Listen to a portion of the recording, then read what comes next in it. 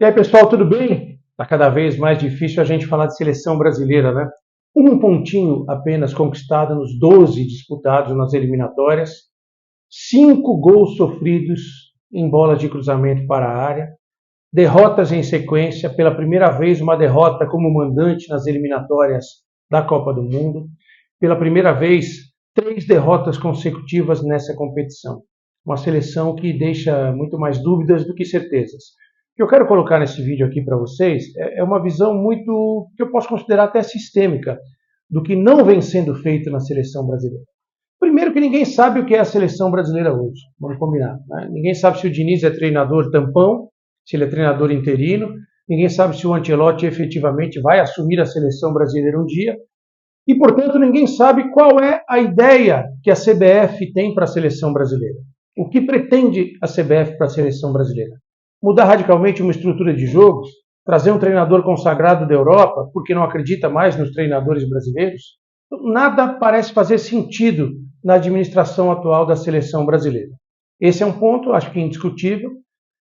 Não sei se teremos uma resposta rapidamente, porque as notícias da Europa dão conta de que o Real Madrid busca a renovação do contrato do Ancelotti, o que pode prejudicar essa ideia da CBF de ter esse treinador consagrado, treinador de clubes, que nunca trabalhou com seleções, mas que é consagrado indiscutivelmente como clubes. Isso é uma suposição, porque não existe nada, um fato concreto que efetivamente confirme a contratação do Ancelotti pela seleção brasileira. Enquanto isso, a gente tem que falar do quê? Do trabalho do Fernando Diniz, que não é um trabalho bom, o que não quer dizer que ele não seja um bom treinador, que ele não tenha boas ideias e que ele não tenha capacidade de implantar suas ideias que são, diria, disruptivas, inovadoras no trabalho da seleção brasileira. Mas tem faltado a ele, eu acho, uma leitura de jogo para essa circunstância. O Diniz é um treinador de clube, que agora está começando a colher frutos em forma de resultados da sua ideia de futebol. E não vamos nos iludir, não existe grande ideia no mundo que não dê resultado. Uma ideia boa, que não se aplica em termos de resultado em qualquer área, economia, negócios e futebol, ela é apenas uma ideia boa. Para ter sucesso no futebol, é preciso vencer. E o Diniz começa agora a vencer, com as conquistas do Estadual do Rio, da Libertadores. Ele tem um jeito que ele próprio afirma ser diferente de fazer futebol, que ele, ou não sei quem, deu o nome de aposicional. Isso demanda tempo, isso demanda trabalho, isso demanda uma relação complexa com os jogadores, que envolve o dia a dia, a repetição, a imposição através do trabalho dessa ideia de jogo.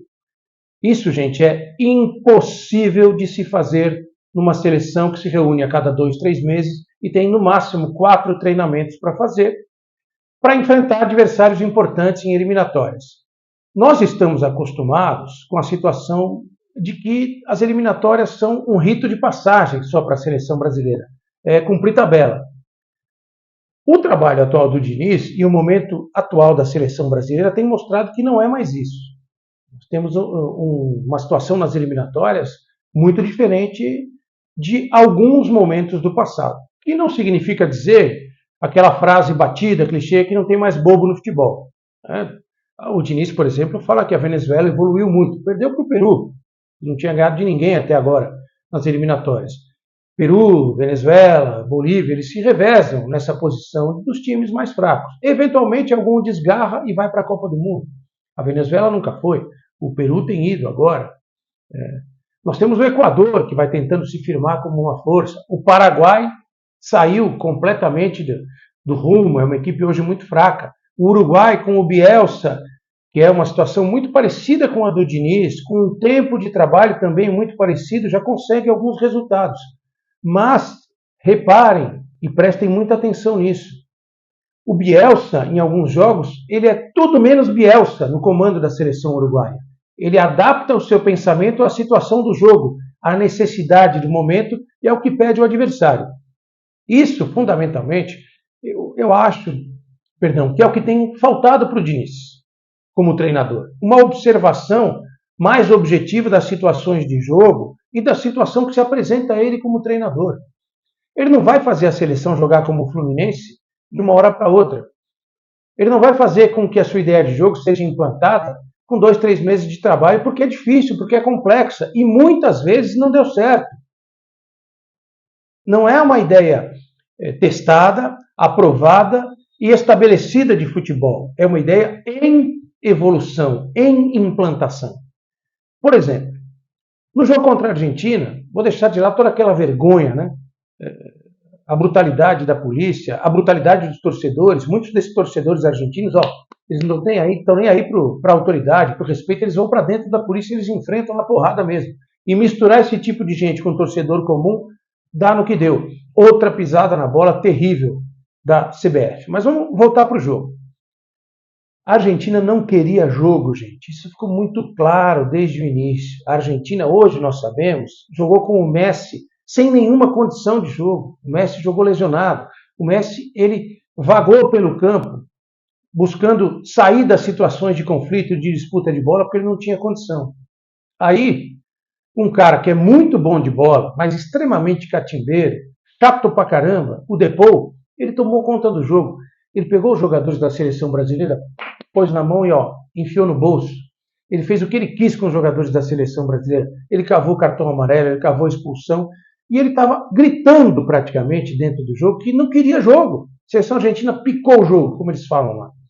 Toca curtindo daqui, toca curtindo dali, tira ritmo. E o Brasil tentando acelerar, correria para cá, correria para lá. E nada de aposicional, né? Todo mundo no mesmo lugar o tempo todo, sem troca de posição. E, principalmente, sem pensamento de jogo, sem leitura de jogo, sem organização e criatividade. Ou, como se diz hoje, no linguajar moderno, acadêmico, sem construção. O Brasil é um time que não tem meio-campo. E, embora ontem tenha jogado com o sistema 4-4-2 na maior parte do tempo, basta ver as imagens abertas do que se chama de câmera 1, e você vai observar que a seleção estava distribuída com uma linha de 4 no meio e o Rodrigo e o Gabriel Jesus à frente. Mesmo assim, essa linha de 4 no meio nunca funcionou como um setor de comando, de cadência, o que possibilitou que a Argentina fizesse o que fez. Aí vem o desastre da falta de treinamento específico para uma situação. Ou falta de treinamento ou treinamento mal feito. Porque não dá para você tomar 5 gols consecutivos em bolas cruzadas para a área. Eu trabalhei muito tempo com o Muricy Ramalho, um dos maiores treinadores do futebol brasileiro. Um cara super prático, que vê o futebol de forma simples, direta e objetiva. O time dele dificilmente tomava gol de bola parada cruzada para a área. E fazia muito gol de bola parada cruzada para a área. Porque ele treinava isso pra caramba, todo dia, corrigia. Isso era trabalho, dia a dia. Muito mais do que tentar implantar uma ideia, um conceito, era o trabalho de situações específicas de jogo. Que é algo super necessário, urgente para um jogo de tipo eliminatório. Por isso que muitos treinadores top do mundo todo, hesitam em assumir trabalho de seleção. Os maiores treinadores do mundo hoje, eles nem pensam em assumir seleção. A única situação que a gente tem é essa situação do Ancelotti, que ninguém sabe, na verdade, o que é. Por quê? Trabalhar com seleção é difícil. Trabalhar com seleção, o cara fica sentado numa mesa de escritório, fica vendo o jogo, pegando o telefone, conversando com o cara, analisando dados de desempenho, ele vai pouco para o campo. Ele corrige pouco as situações no campo. E quando ele recebe os jogadores para trabalhar no campo, muitas vezes eles não chegam todos no mesmo dia. Um cara chega desgastado, mais desgastado que o outro. Um chega da Europa, outro chega do Brasil, outro chega de um lugar que não tem voo direto, outro perde a conexão. Um chega gripado, outro chega precisando fazer exame de lesão. Ele não tem o trabalho do clube, do dia a dia. Ele não tem o trabalho, uma sequência, né? Aquele treino da segunda-feira, o regenerativo, o treino técnico e tático, o treino de finalização, o treino de posicionamento, o treino regenerativo após mais um jogo. Nada disso existe. Ele passa a ser um cara que trabalha o futebol muito mais de forma burocrática, no computador, analisando dados, analisando vídeos e conversando com pessoas. Por isso eu acho que os grandes treinadores hesitam e evitam assumir seleções. A gente está vendo hoje a dificuldade que o Diniz tem para se adequar, para se adaptar a esse mundo.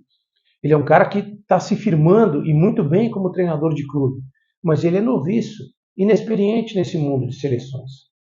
E para fechar esse papo aqui, tudo que a gente fala hoje de futebol no Brasil, apontando para a seleção brasileira, tem que ser adequado a uma nova situação, uma nova realidade.